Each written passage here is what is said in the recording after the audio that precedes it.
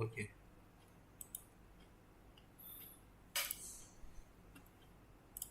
Not this one.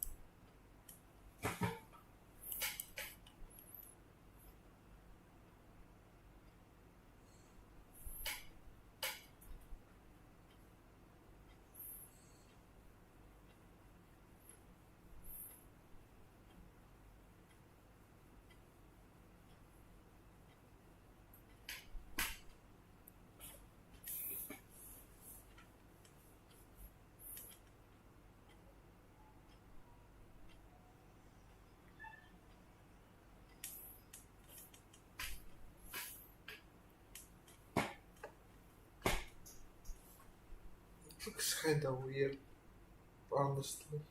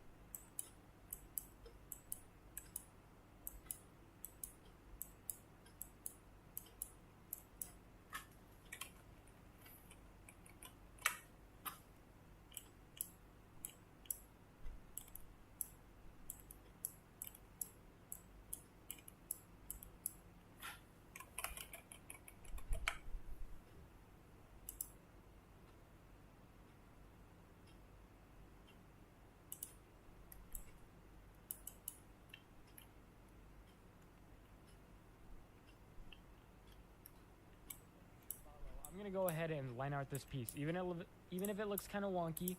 That's not the point. The point is just to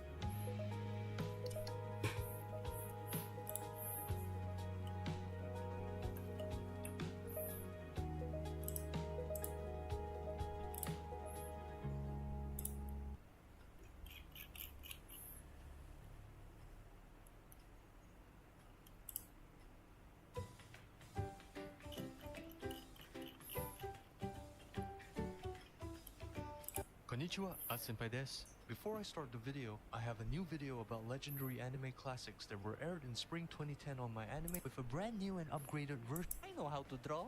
First, start by drawing a sphere or a circle to represent the head.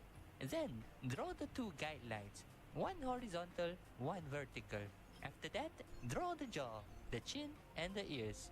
Next, draw the eyes, nose, and mouth. Lastly, draw the hair. GG easy. Well, yes and no. But senpai, you taught us to draw this way. Yeah, I know. The sphere method is indeed an easy way to draw the face, especially for beginners. Basically, you use a sphere as the base shape to establish the head structure. Then, you add the facial features and details on the sphere accordingly. This is a very expression, so if you want to draw a better face, you need to learn the pro way, not just the easiest way. Let me show you how. First up, let's talk about shapes and geometries. Mastering basic shapes and geometries is essential in drawing because they serve as the foundation for creating more complex forms and structures. What's so hard about drawing balls and Minecraft blocks? I've mastered it already. Let's move to the next step. My fellow Kohais, are you certain that you have drawn those cubes correctly? Let me guess, this is probably how you draw cubes. You first draw a square as the front plane and another square as the back plane. Then, you connect the ends of these lines to form the top and bottom faces of the cube. Am I right? Well, that's pretty standard, I would say. Or, you can choose the unorthodox way like what I usually do, which is something like this. This kind of cube is called an isometric cube, which is a type of three-dimensional drawing that represents objects in a way where all three axes are equally spaced. This creates a uniform scale for all dimensions, giving the illusion of depth without any distortion or foreshortening. This is the reason why they are not ideal for creating realistic drawings due to the absence of perspective. In other words, isometric cubes violate the natural way we perceive depth and distance. In real life, objects become smaller as they get further away from the viewer, and this natural perspective distortion is essential for creating a sense of depth and realism in a drawing. Isometric cubes do not account for this perspective distortion, which can make drawings look somewhat fake and flat. So in order to draw it the pro way, you need to start incorporating perspective into your cube's drawing. I know it may seem easy to draw a cube with an accurate perspective, but trust me, it's not as simple as you think. Alright, let's start with drawing a cube. Don't worry too much about getting it perfect. Just draw it freely, because we'll fix the perspective later. Now, let's assume we're looking at the cube from this edge right here. Since this edge is the focus point, the left and right sides will vanish into a point called the vanishing point. There's also a vanishing point at the bottom. This is pretty much all you need to know about three-point perspective. Super simple. Alright, now we can draw two perspective lines, one to the left and another to the right. As for the third vanishing point, it's not really crucial unless we were drawing something like a building. But for anatomy purposes, these two vanishing points on the horizontal lines are more than enough. With these two vanishing points acting as anchors, you can check if the rest of the lines are in the correct perspective. So here we can see that this line is a little off, this one as well. And that is why we need these guidelines because they're super helpful. So, how is perspective related to becoming a pro at drawing faces? Well, just look at how accurate it is to draw the head using the box method. Unlike a sphere, a cube offers more dimension and makes it easier for us to visualize the head in 3D. In summary, the box method provides a more solid structure with defined edges and planes, making it easier to understand and maintain perspective. The sphere method, on the other hand, can be quite challenging due to its curved surface, which makes it harder to draw an accurate perspective. So give the box method a try and see if your face looks any better. Now that we've mastered the art of the cube, it's time to enter the mysterious world of skull structures.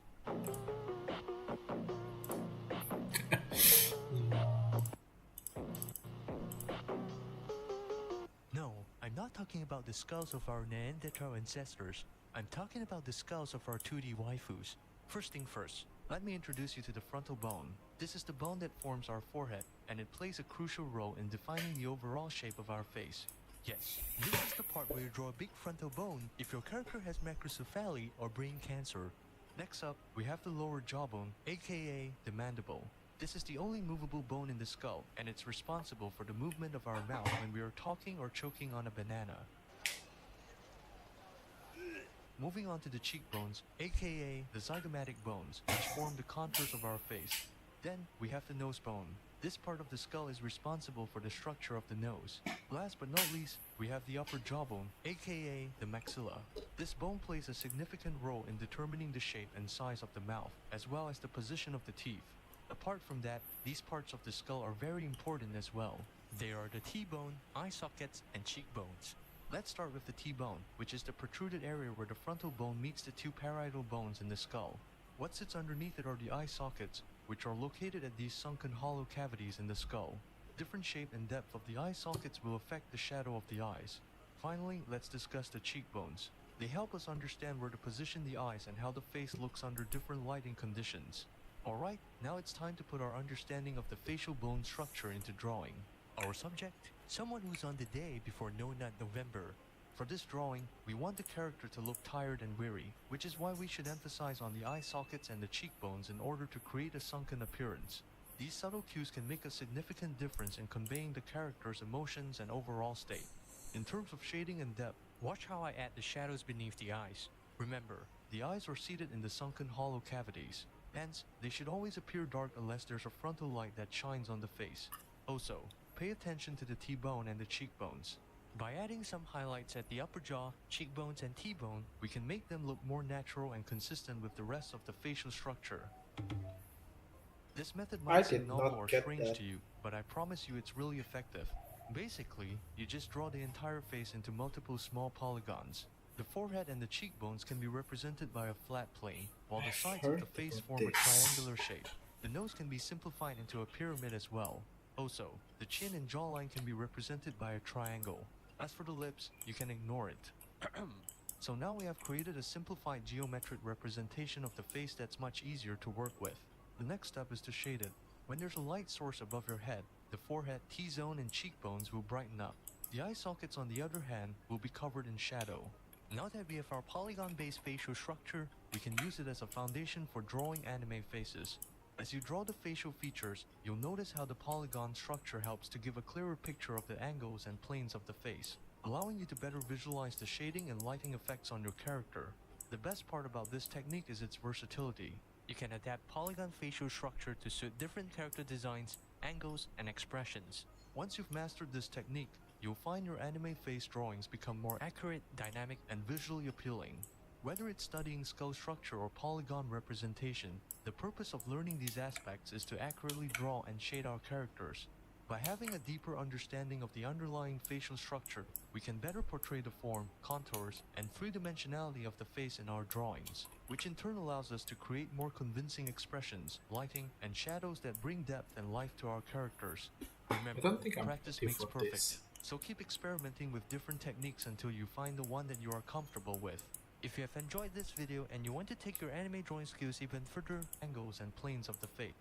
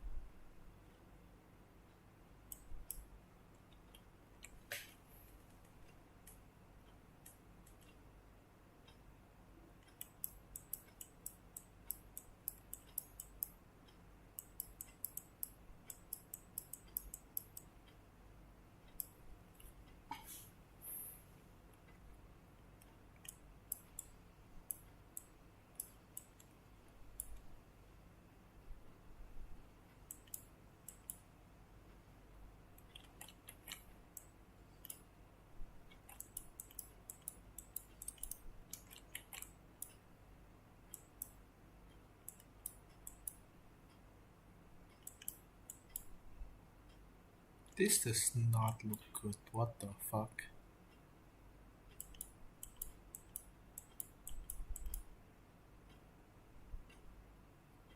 Well, I tried.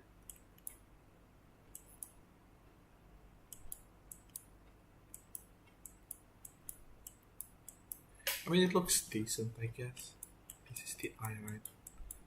It's supposed to be this big.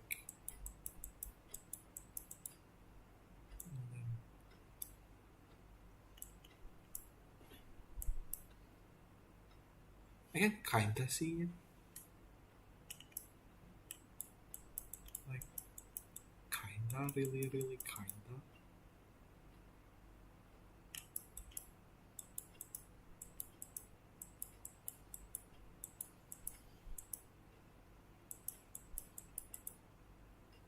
This one needs to be more in front.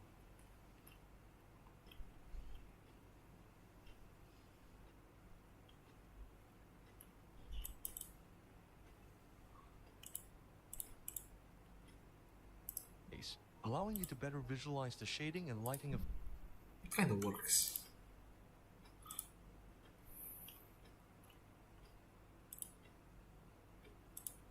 So, what else? This.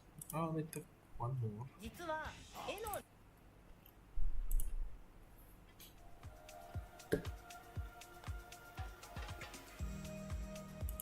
たった1時間で激変いらっしゃいます。この上達法なんですが、短時間でできるの絵の良くないところがね、ザさんもやって何を良くするために行う上達法、素晴らしいバランスを身につけるための上達法でも、それも今はある。実はね、下手っていう印象につながります。だから絵が上手くなりたいんだったら、上手い人のバランスってのをまずっていう人なら正しいバランスをしっかり身につけていきましょう。特にイラスト初心者やってるとちなみに悩んでる方やなんか自分のイラストって魅力が足りないんだよなっていう人の1時間イラスト上達法のやり方を普段のチェック&ください。それでは一つずつ最初に好きなイラスト OK ですと元のイラストを重ねてチェックするのでアナログと OK です。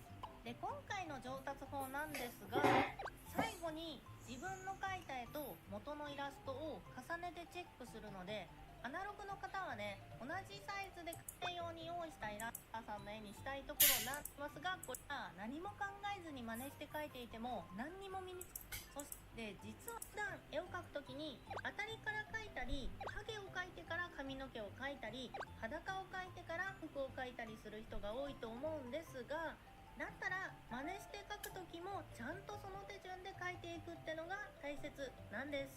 なんでいつもと同じ手順で描くといいのかっていうと同じ手順で描いてみるといつも当たりの描いていこの絵普段真似して方を身につけるのが大変内でできるところまででいいので書くようにしましょう。この作業の中では全部を書き切ること。Bruh. This doesn't work.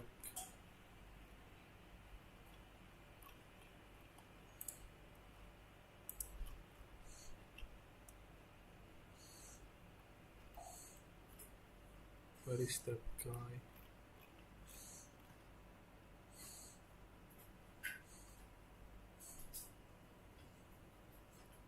I don't even remember what his name is.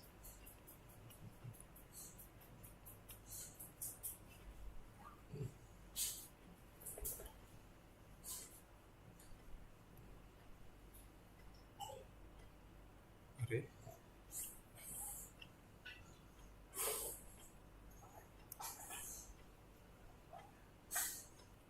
Is it this guy? Oh yeah, it was this guy. Wait. Hey friends, welcome back to the channel. It's Ori here. As someone who understands both English and Japanese, I was able to learn how to draw from both sides, and one thing that stood out to me was how in many of the Japanese books and tutorials, when it comes to shading, the term ichikage, nikage, sankage, which in English means 1, 2, 3 shadows, would keep coming up over and over again. But nothing in English would ever mention this. Like, I would be watching my favorite Japanese artists paint, and they would go like, now I'll be putting in the first shadows here, and then the second shadows here. While on the other hand, literally all the English resources would be like, here's the ball, here's the core shadow, here's the cast shadow, which left me very confused trying to reconcile the two concepts. But after continuing to draw, reflect, and learn for many years, I finally managed to grasp it. And by the end of this video, you're also going to know what the 1, 2, 3 shadow system is and how to apply it. This is pretty much information you'd only find in a paid course or book, and to be completely honest, I kind of wanted to just keep it to myself. But sharing useful art tips that you can't find anywhere else is what I do on this channel. So enjoy! You broke the rules. A man was drowning. I had to save him. The 1, 2, 3 shadow system. So first of all, what I found is that the 1, 2, 3 shadow system is simply a stylized way of applying the fundamentals of shading. The key idea is to add on darker shadows as you go along. So you'll have the first shadow, then you'll put on a darker second shadow, and finally put in an even darker third shadow. I'll go through each shadow and what they represent in more detail by using this illustration of Hololai's Fubuki I drew as an example. With this piece, I kept the shading quite simple, and the 1, 2, 3 shadows are quite distinct from each other. So it's the perfect piece to teach the concept from. Let's get right into it. The first shadow. So here's what it looks like with only the first shadows. I'll take off the local colors to make it even easier to see. For the beginners out there, the local color refers to the color of an object in flat white lighting, such as the light blue of these ribbons and the black of these tiles. And essentially, what this first shadow is that it's everything not in light. By putting this in, you're making a clear statement that this part is in shadow, and therefore this part is in light. For example, here the light is coming from the top right of the screen, so this part would be in light, which means everything else is in shadow. And all of that shadow part is the first shadow. The first shadow is the most important shadow, and actually, it's enough to make anime art by just having this in along with the local color, because if you actually analyze a scene from your favorite anime, you'll find that the characters are usually rendered with only the first shadows. For example, here's some studies I did from Licorice Recoil, one of my favorite anime from last year.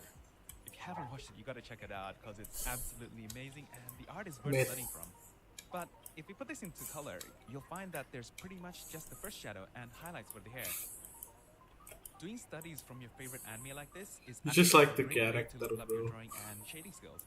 And to help you with that, I'll put a link in the description where you can grab a PSD of the study completely for free to use as reference when doing your own studies. You can take a look at the layers in more detail, and I'll also include step-by-step instructions on how I do them. Another way to practice is, the next time you're watching your favorite anime, try spotting the first shadows and highlights on the characters. Training your observation skills like this is actually a learning hack, and it levels up your eye and visual library, which means you can get better at drawing without actually drawing. Like what? Ori, are you telling me that I can watch anime all day long and get really good at art? No, you do have to practice and draw, but it is a supplement. Think of it as kind of like those vitamin C tablets. You know, if you're eating junk food and crap all the time, and you eat one vitamin C tablet, you're not going to be healthy. But if you're eating relatively okay, and you also take your vitamins, it can probably improve your health overall, I right? made it too So this high. is more like a supplement and not a replacement for actually drawing. Anyway, although simple shading like this, just I'm using just gonna first use shadows, half of is it. enough for anime, it's usually not enough for illustration, because unlike anime, where you get 25 minutes to capture the audience's attention and make them fall in love with your character and story, with illustration we have to do the same with just a single piece. And in order to do that, we'll have to add more nuance and depth to our rendering and I shading. should do this in new layer. The second shadow. Here's what this piece looks like with the second shadows added in. The second shadow is something you add in to anything that should be darker within the first shadow. Usually these are things like cast shadows and core shadows. In this piece you can see it as like the cast shadow from the hair to the face, from the head to the neck and shoulder area, the arm to the body, and from the shirt to the legs. Then of course you have the shadows from the wrinkles and other forms. The third shadow. The third shadow is the darkest shadow. It's usually to show ambient occlusion, which is the place where it gets really dark because it's hard for light to reach there. In this piece, I actually did the third shadow at the same time as the second shadows, and you can see it in the hair area where the braids overlap and parts of the hair overlap with each other, and also where the thighs kind of squish against each other and light can't get in there. Depending on the piece and your art style, this is sometimes unnecessary, and most of the time, a piece can work as long as you have the first and second shadows. The 1.5 shadow. This is a shadow I use to render the form more, such as with the sheen part of the hair, and kind of like these lighter wrinkles on the clothes. I call it the 1.5 shadow because it's darker than the first shadow, but not as dark as the second one. How to add in the shadows. Okay, so now Oh that wow, you that looks understand what the 1, really 2, 3 perfect. shadows are, I'll show you That 2 ways to add works them like into your hell. piece. Keep in mind, there are as many ways to paint as there are artists, and this is simply how I like to do them. So for either method, before I start painting in the shadows, I'll have separated the different parts of the painting into masks. Works like hell. I'll usually separate either by color type or object. And once you have those mask folders, the first method is simply using just normal layers. So you'll first create a normal layer to put in the local color, then simply create new normal layers on top to paint the shadows in, like so. This That's is the literally way what I I've did painted my yesterday. shadows up till now, and it's very simple and straightforward, so I can recommend it. I tried making The second method is to first add the Astar shadows in hand. using normal layers, then add in the local colors on top via multiply. This is the method I actually used for this illustration, and it was me trying out a new way of doing things. What I really like about doing it this way is you get to focus on just the shading without being distracted by other colors, which makes it easier to make sense of the overall form. Both methods have their advantages, so try them out and see which one you like better. Adding lighting nuances. Okay, so that's how you add in the shadows using the 1, 2, 3 system. But the shadows are really just the first part of the painting process. We still have to add in lighting nuances like the highlights, accents, and put in finishing touches. I obviously can't cover it all in this video, or not it'll go on for hours. But for the sake of completeness, I'm just going to quickly show you the rest of the steps I did to take this piece to completion. First, with the hair, I added in highlights and some warmth and accents. Then with the skin, highlights and some nuance. And with the tights, also highlights and some warmth. By warmth, I mean places that kind of interact with the skin. For example, the hair hanging over the face, and also with the tights. So it's almost like the tights are a bit transparent and reflecting that a bit of that skin color. And by skin nuance, I mean adding some warms and cools to reflect the cool veins in the skin and how the skin looks a bit redder in some places than others. I'm mainly doing all of these just using normal layers. Another key point is that the highlights are on the most curved points of the form. Then I render in the accessories and loose parts, such as the earrings We just and make the ribbons. eyeball Then add in flaws. the elements that go behind, such as the back hair, tail, and ribbon. Then adding in some atmospheric perspective to create distance to help separate these elements behind from the ones in front. And finally, some fine details like the strands of hair and the hair that hangs over the eyes. Now, depending on the piece, you can kind of call it done at this stage, but I also like to add in some environment light using multiply to tie everything together. And for finishing touches, I added in some glow using glow dodge, plus some photo textures for that extra touch. And finally, is some this adjustment layers the using scroll curves thing? and a color balance layer to bump up the contrast and tweak the colors a little until the piece looks just right. And with that, the piece is complete. Okay, so that was a lot to cover, and it's probably very overwhelming for someone new to this. So where should you start practicing shading? In my opinion, the best way is by studying from your favorite anime like I showed you earlier, since in anime the shading is kept simple to just the first shadow, which makes it perfect to start with. As I mentioned before, you can go grab the free PSD of the study I did, along with the step-by-step instructions as reference for your own practice. I also realized some people might want to take a look at this Fubuki illustration I used as an example in more detail, since it can be really helpful to see the specific layer structures and the exact colors and strokes I did for each part. So I released a companion pack for this video with the unmerged PSD, the brushes I used, and some other bonuses too. So if that's something...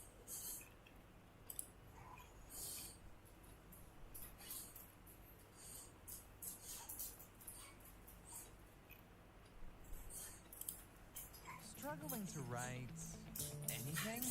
You and every other profession. Hey friends, welcome to the channel. My name is Ordes. So anime bot. So the first point is to keep it at about 6 heads tall. I remember when I was first starting out and learning how to draw, all the books and courses about figure drawing talk about drawing things about 8 heads tall, like this. But when I tried drawing an anime character like that, it just didn't turn out right. It turned out kind of weird, a bit too tall.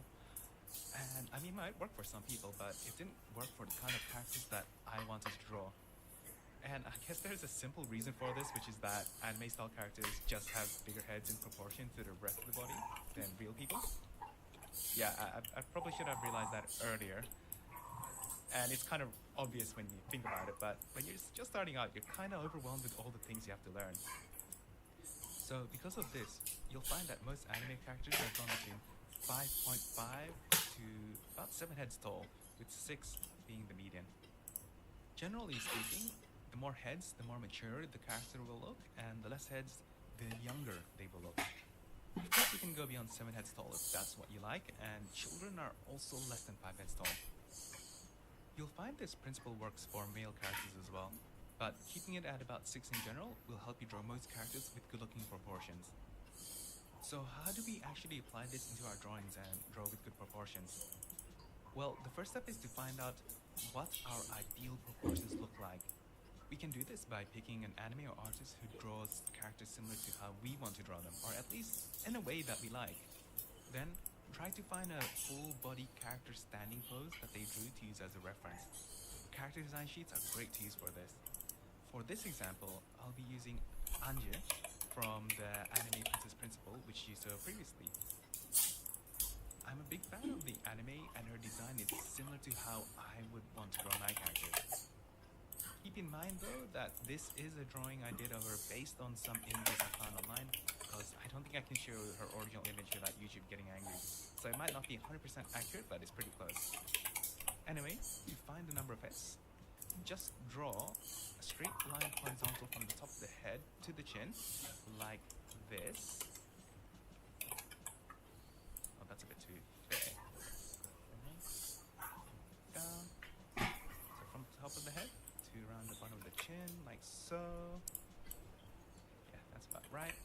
And you can just copy and paste that, bring it down.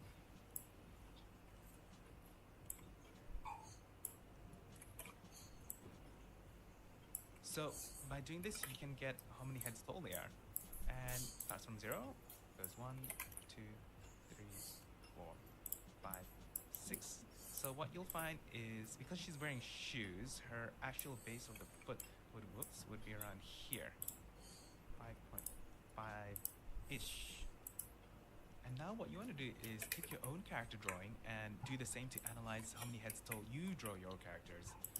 Of course, for this to work, you should be using a drawing of a character of similar stature as your reference. So if your reference is a girl, then you want your character to also be a girl of similar stature and not, not a tall guy or elderly grandma.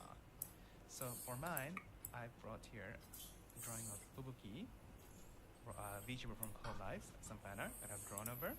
And now we're going to do the exact same thing for Fubuki. We're going to count how many heads tall she is.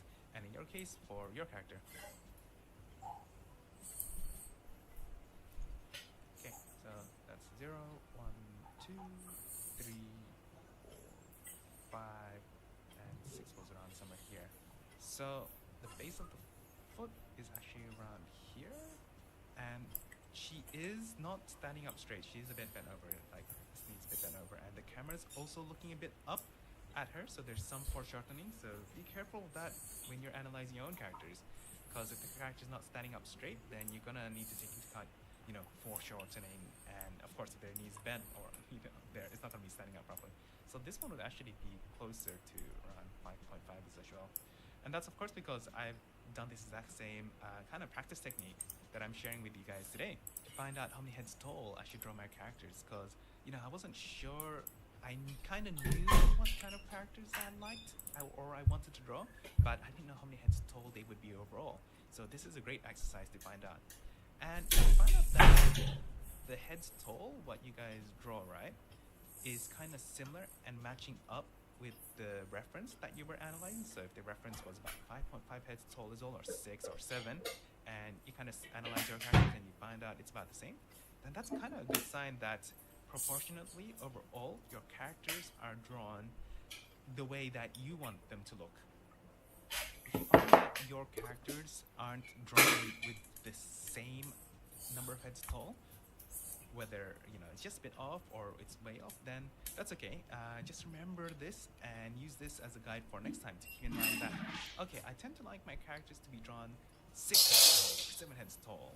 And I'm gonna make sure and try to calculate that, or measure that next time when I draw it. And then you can kind of see how that will change how you draw and how your characters look and feel. The number of heads tall characters really determines their overall look and feel. Can even be a good idea to take your previous drawing and redraw it to match the right number of heads. Which brings us to our third and final point, which is to remember landmarks. Now here's where you're really going to improve. While you've got all these guidelines set up, try analyzing where your ideal character's body's landmarks fall. And by landmarks, I mean just taking note of where does each part of the character's body falls relative to the head's tall. I'll show you what I mean. It's been hard to explain in words.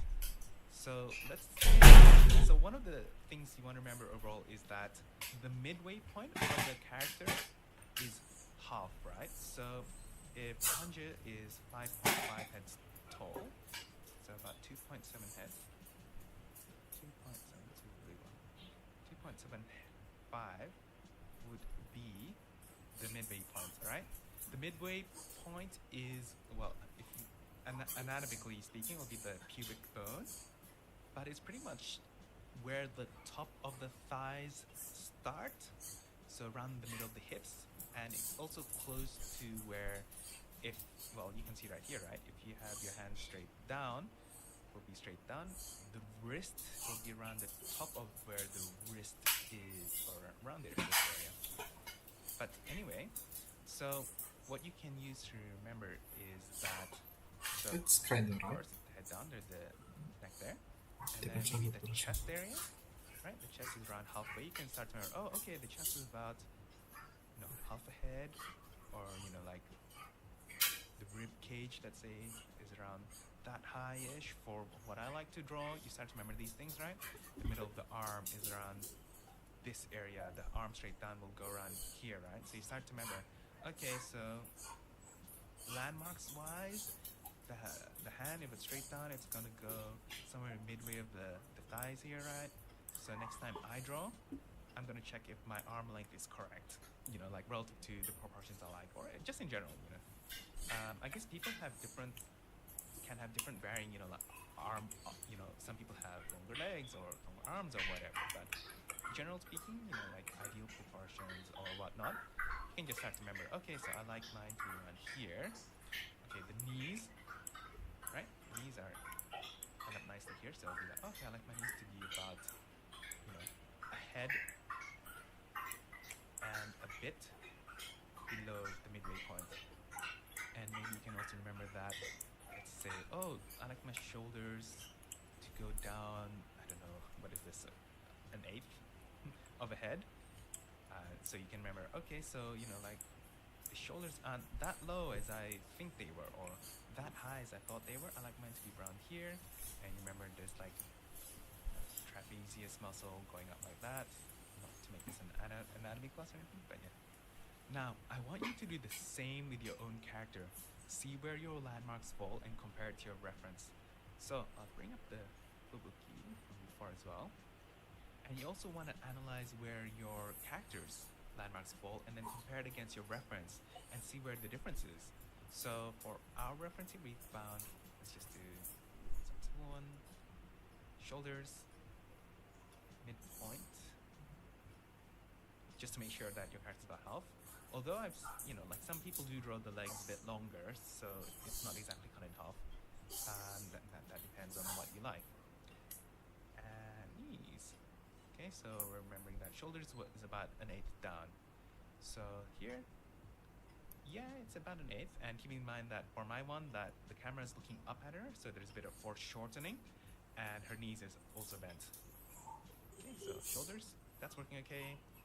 What about the midpoint? Midpoint would be around somewhere here. So that's about a bit less than 2.75, but that's fine because she's bent over. And the knees is about a head and a bit from the midpoint. So yeah, that's about a head and a bit.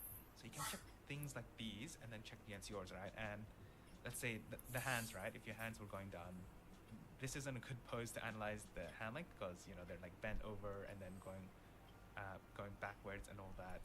But you kind of want to make sure, okay, I know now that my arm length, I like them to be about, okay, you can see even like, oh, that's like a third of a head below the midpoint, right?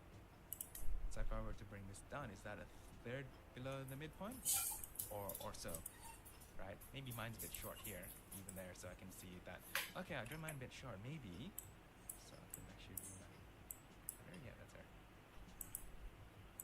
Maybe mine should have been a bit longer, longer down, and it'll look more correct to how I like to look at them. Right. Bring it there. Fix it.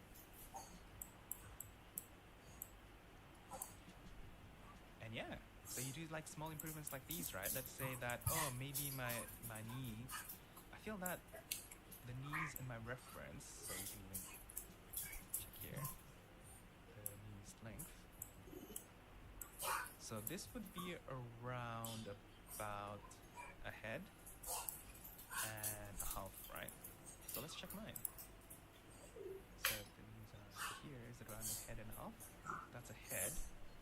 And yeah, it's a bit shorter than a half, so maybe it is bent over as well, so can't, but it could have looked better if I brought it down a bit. So you kind of go fix your own drawing like that. Just put it there. And yeah, I kind of like how it looks better now that I compared and fixed it. Now that you Now fixed can it, remember I this see for next why time, it's right? Okay, bent though. so maybe I tend to draw my arms a bit shorter and the lower leg, or just the leg in general, a bit too short, and I would actually like it to look longer. So I'm going to remember that next time. So you kind of take note of your own tendencies and what you can fix for next time to make it look better. So by comparing where your landmarks fall on your character, and then compare that to your reference and see where the landmarks were, and then fixing the difference, right? Taking notes of all the differences, and then actually going and making those changes, you're going to instantly level up, because now your drawings are going to look proportionate. They're going to have correct proportions. Things are going to be where they should be on the body, and how long, with the length, like the leg length here, like how I fixed the line and the arm length, and you're going to see an immediate increase. So landmarks are super useful to remember because they let you fix any problems with your body proportions on the go. Because you know that half of the body is the midway point, right? So even if we often don't draw the whole body of the character when we're drawing illustrations. We're drawing maybe the bust up, knee up, but we can still fix it. So we know that, okay, so I have my head about this tall, right? And then something's wrong. Let me check my body proportions, right? So my shoulder should be down here, and then is the rib cage long enough? It's about a head or whatever you like to draw it, or whatever was in your reference. And the knees around this area, so check it on the go like that. And the arms are specifically useful, right? So on the go, right? Maybe you're drawing too long or too short. I think I tend to, as we found out, I probably draw mine a bit too short, maybe. Then you can fix it. Okay, I need to make it a bit longer. Let's just match it up. Let's bring it down. So even if it's diagonal, let's bring it down and imagine it straight down. Oh yeah, I want it to be around here. So you can fix your anatomy on the go. That's why landmarks are super useful. Okay, so those have been 3 things to help us understand and immediately improve at drawing anime body proportions. If you enjoyed this video and care about learning how to draw anime style art, do hit the subscribe button because I'll be putting out more useful tips and tutorials like this one. I'm also on Twitter, so if you want to see the kind of art I draw or you just want to connect, then give me a follow. I'll leave a link in the description down below. This has been Our Days. Thank you so much for watching, and I'll see you in the next video. Bye bye.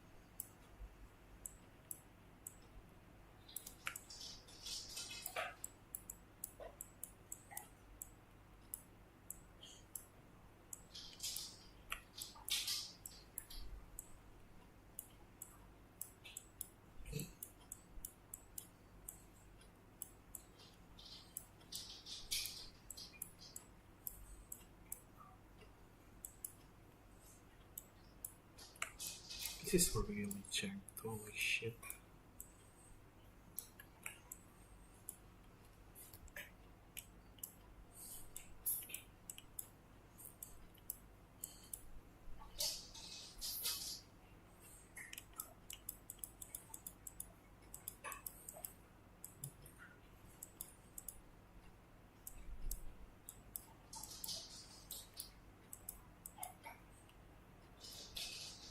Guess it's about right.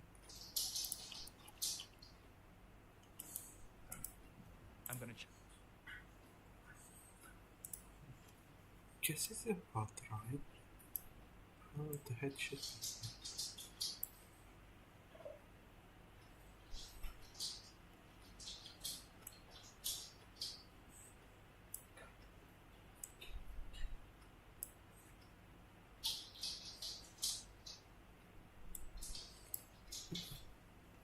The wrist should be high.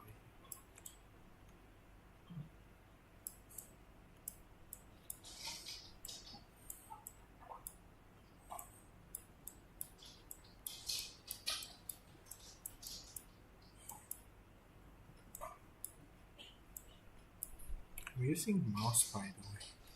This is hard.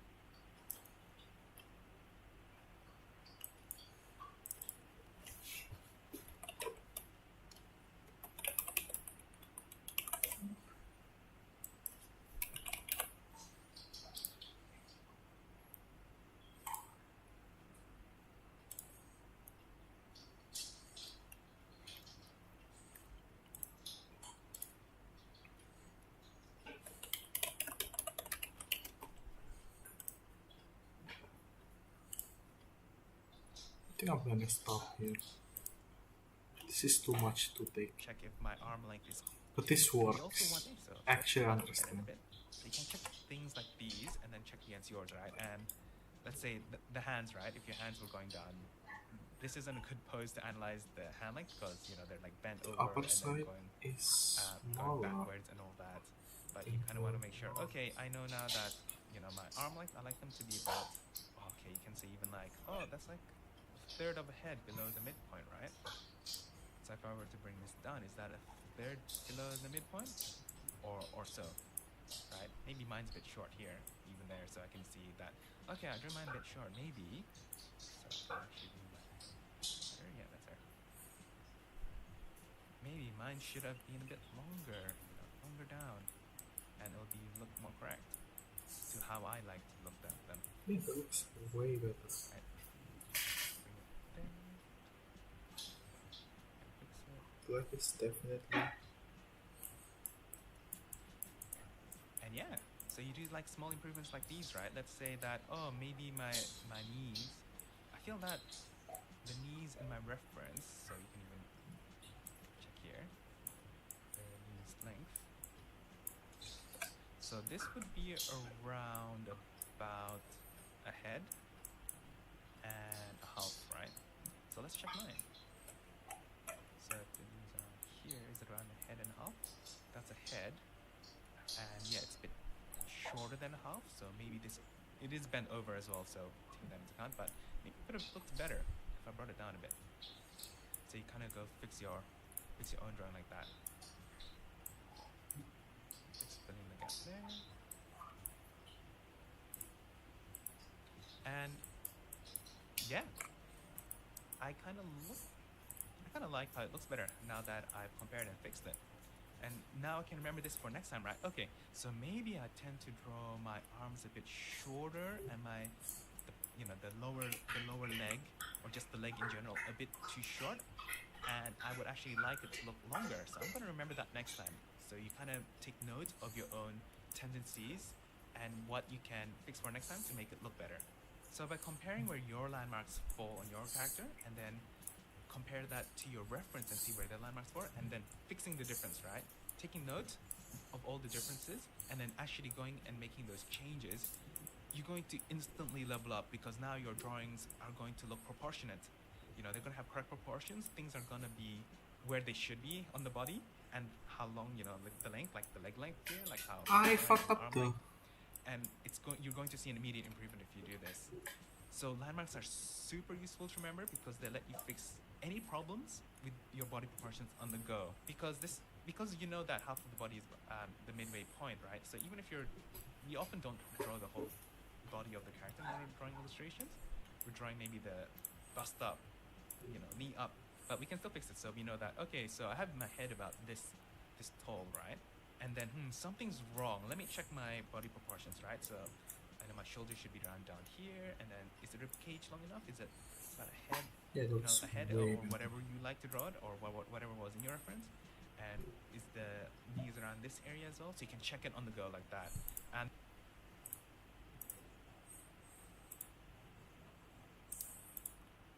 Check out their channels, by the way. Ori Days. This one was good. Art Senpai.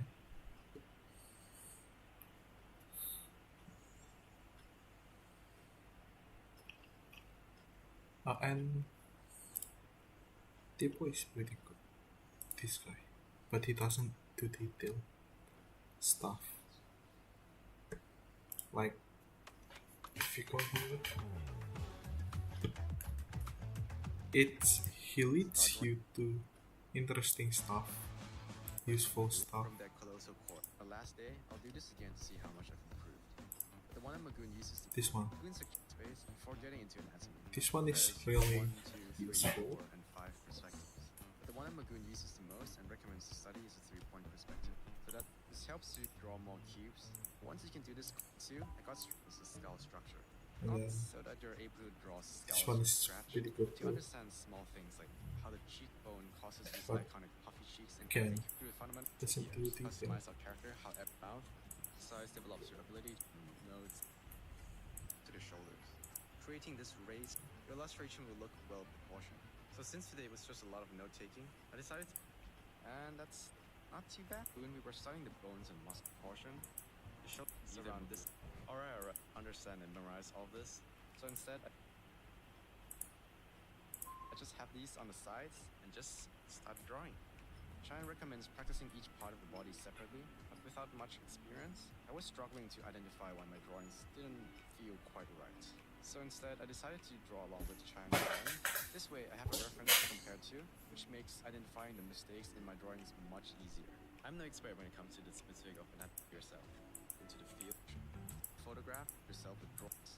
Let's do 3. I made 3, and now I'm exhausted.